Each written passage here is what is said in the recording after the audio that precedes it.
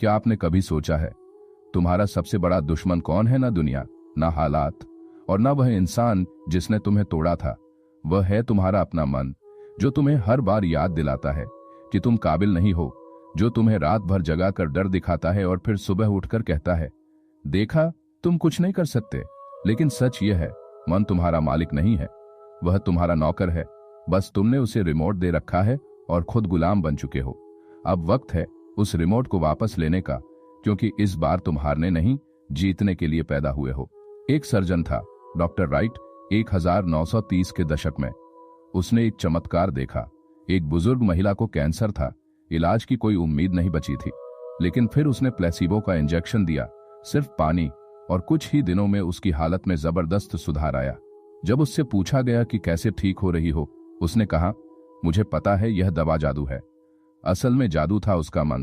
अब सोचो, अगर मन किसी को मरने से बचा सकता है, तो वही मन तुम्हें जिंदा रहते हुए मार भी सकता है। क्यों? क्योंकि मन सिर्फ एक टूल है, और टूल के हाथ में अगर खुद इंसान का कंट्रोल ना हो तो वह हथियार बन जाता है। तुम सुबह उठते हो, हाथ में फोन लेते हो, फिर घंटा इंस्टाग्राम स्क्रॉल करते हो, ओवरथिंकिंग करते हो, खुद को कंपेयर करते हो। लेकिन क्या तुमने कभी रुककर सोचा है, यह मैं सोच रहा हूं या मेरा मन मुझे घुमा रहा है? रियलिटी यह है कि हमारे मन ने हैक कर रखा है, और यह इतना स्मूथ है कि हमें पता ही नहीं चलता। स्टैनफोर्ड यूनिवर्सिटी की एक रिसर्च कहती है कि हर दिन हम 60,000 से ज्यादा विचार सोचते हैं, और उनमें से 90% वही होते हैं जो हमने कल भी सोचे थे। यानी हमारा मन रिपीट मोड में है। इमेजिन करो, तुम नेटफ्लिक्स देखना चाहते हो, लेकिन रिमोट हर बार वही पुराना एपिसोड चला रहा है।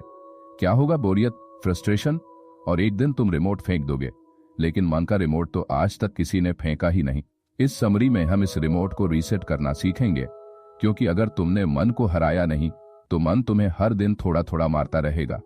कॉन्फिडेंस मारता है, ड्रीम्स मारता है, और एक दिन तुम बस एक मशीन बनकर रह जाते हो। लेकिन गुड न्यूज यह है, तुम्हारे अंदर ही एक वॉरियर है, जो इस इंस्ट्रूमेंट से बड़ा है, ज्यादा इंटेलिजेंट है, और सबसे ज्यादा पावरफुल है। बस उसे जगाना है। क्या आप तैयार हैं? अगर हाँ, तो अभी कमेंट में लिखिए, मन वर्सेस मैं। नमस्कार दोस्तों, सभी का हमारे चैनल में फिर से स्वागत है। आज की यह ऑडियो बुक कोई सामान्य नहीं है, बल्कि बहुत ज्यादा पावरफुल और इंफॉर्मेटिव होने वाली है। इसमें केवल 8 लेसन है।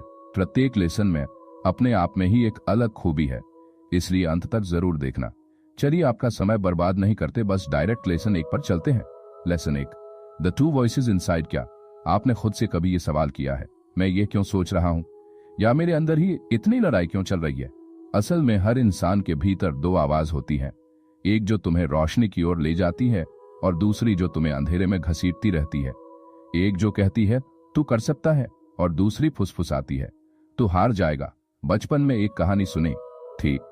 एक बुजुर्ग ने अपने पोते से कहा, हमारे भीतर 2 भेड़िए हैं, एक प्यार, उम्मीद, साहस और शांति का है, दूसरा डर, ईर्ष्या, गुस्से और हीनता का। पोते ने पूछा, दादा, कौन जीतता है? जवाब था, जिसे तू खाना देता है। अब सोचो, तुम किसे खिला रहे हो? एक साइकोलॉजिकल रिसर्च कहती है कि हमारा दिमाग नेगेटिविटी बायस से ग्रसित होता है। मतलब नेगेटिव चीजें हमें जल्दी अट्रैक्ट करती हैं। अगर 10 लोग तारीफ करें और एक आलोचना करे, तो मन उसी एक पर अटक जाता है। क्यों? क्योंकि मन आपकी रक्षा करना चाहता है, लेकिन वह डर के जरिए करता है, और यही दर्द धीरे धीरे हमें खुद से दूर कर देता है। अब सुनो, कभी कभी वह आवाज जो तुम्हें गिरा रही है, वह तुम्हारी नहीं होती। वह समाज के शब्द हैं, जो माँ बाप की एक्सपेक्टेशन, टीचर के तनाव और सोशल मीडिया के कंपैरिजन से बनते हैं। पर मन उन्हें दोबारा बना देता है, और यही सबसे खतरनाक धोखा है। दुनिया के सबसे सक्सेसफुल लोगों में एक बात कॉमन है, उन्होंने अपने पहले वॉइस को एम्पलीफाई किया। ट्रेवियन को बचपन में कहा गया था, you are not good for TV, और आज वह टीवी की रानी है। क्यों? क्योंकि उन्होंने अंदर की पॉजिटिव वॉइस को जिंदा रखा और नेगेटिव को भूखा रखा। कभी कभी हमें लगता है कि कोई हमें अंदर से चुपचाप तोड़ रहा है, वह होती है सेल्फ डाउट की आवाज। लेकिन एक कहावत है, अगर तू खुद पर यकीन नहीं करेगा तो दुनिया क्यों करेगी? प्रैक्टिकल टिप, जब भी कोई निगेटिव विचार आए, उसे चैलेंज करो। लिटरली पूछो, इज दिस ट्रू? और फिर खुद से बोलो, even if it is, I choose better. एक स्टोरी सुनो। एक लड़के को टेड टॉक देना था, लेकिन वह घबरा रहा था। उसका मन कह रहा था, तेरे जैसे बहुत लोग आए हैं, तू कुछ खास नहीं है। तभी उसने खुद से कहा, अगर मैं खास नहीं भी हूं, तो भी मेरी बात किसी की जरूरत बन सकती है। उसी दिन उसका टॉक वायरल हुआ। मन ने डराया लेकिन दिल ने हिम्मत दी। एक मजेदार चुटकुला है, मेरा दिमाग इतना तेज है कि एक ही वक्त में मुझे टॉप पर पहुंचने और फेल होने दोनों के प्लान बना देता है। दिस इज ट्रू, लेकिन फर्क सिर्फ इतना है कि तुम किस प्लान पर एक्शन लेते हो। लाइफ में क्लैरिटी तब आती है जब हम उन दो आवाजों में फर्क करना सीख जाते हैं।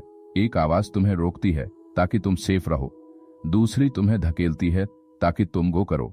दोनों के इरादे सही हैं, पर रास्ता अलग है, और ग्रो करने वाला रास्ता ही जीत का रास्ता है। अंत में एक शायरी, दो आवाज लड़ती रही रात सारी रात मेरे अंदर। एक कहती थी रुक जा, दूसरी कहती थी उड़ चल। सुबह जब सूरज निकला मेरी रूह मुस्कुराई। मैंने अपने डर की नहीं, अपने दिल की सुनी।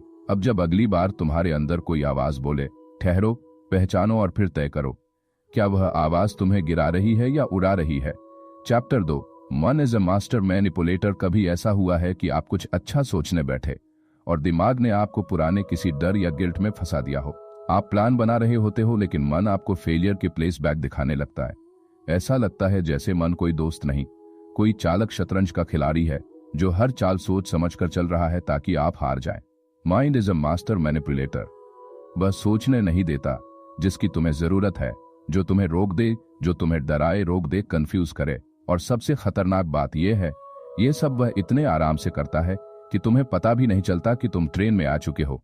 साइंटिफिक रिसर्च कहती है कि हमारा मन हर दिन लगभग 7000 थॉट्स पैदा करता है, जिनमें से 80% नेगेटिव होते हैं और 95% रेपिटेटिव। मतलब हर दिन हम वही पुराने डर, गिल्ट, डाउट्स और कंपैरिजन फिर से जी रहे होते हैं, एक इनविजिबल जेल में बंद होकर जिसे हमने खुद बनाया है। मन का सबसे खतरनाक ट्रिक क्या है? प्रोक्रेस्टिनेशन। जब भी कोई काम करना हो मन कहता है अभी मत करो, थोड़ा बाद में करेंगे जब मूड होगा। और जब वह मूड आता है कभी नहीं आता। बोर्डम और डिस्ट्रैक्शंस के नेटफ्लिक्स चला देता है बिंज वॉचिंग वॉरियर्स। अब एक टूरिस्ट डिमांड को तुम रोक नहीं सकते लेकिन ट्रेन कर सकते हो, जस्ट लाइक वाइल्ड हॉर्सेस।